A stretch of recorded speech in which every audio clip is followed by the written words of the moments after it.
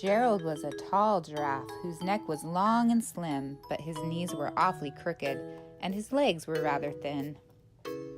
He was very good at standing still and munching shoots off trees, but when he tried to run around, he buckled at the knees. Now, every year in Africa, they hold the jungle dance, where every single animal turns up to skip and prance. And this year, when the day arrived, poor Gerald felt so sad, because when it came to dancing, he was really very bad. The warthogs started waltzing, and the rhinos rocked and rolled. The lions danced a tango that was elegant and bold. The chimps all did a cha-cha with a very Latin feel, and 8 baboons teamed up for a splendid Scottish reel. Gerald swallowed bravely as he walked toward the floor, but the lions saw him coming and they soon began to roar. "Hey, look at clumsy Gerald," the animals all sneered. "Giraffes can't dance, you silly fool. Oh, Gerald, you're so weird." Gerald simply froze up. He was rooted to the spot. "They're right," he thought. "I'm useless. Oh, I feel like such a clot." So he crept off from the dance floor and he started walking home. He'd never felt so sad before, so sad and so alone. Then he found a little clearing and he looked up at the sky. "The moon can be so beautiful," he whispered with a sigh.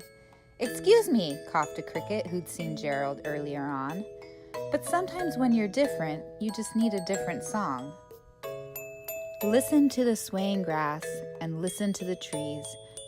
To me, the sweetest music is the branches in the breeze. So imagine that the lovely moon is playing just for you. Everything makes music if you really want it to."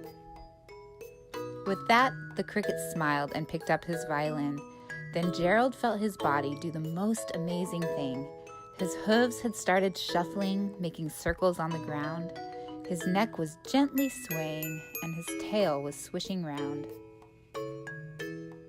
He threw his legs out sideways, and he swung them everywhere. Then he did a backward somersault and leapt up in the air.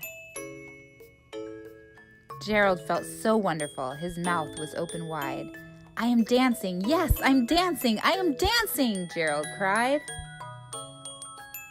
Then, one by one, each animal who'd been there at the dance arrived while Gerald boogied on and watched him quite entranced. They shouted, "It's a miracle! We must be in a dream! Gerald's the best dancer that we've ever seen." "How did you learn to dance like that? Please, Gerald, tell us how." But Gerald simply twirled around and finished with a bow.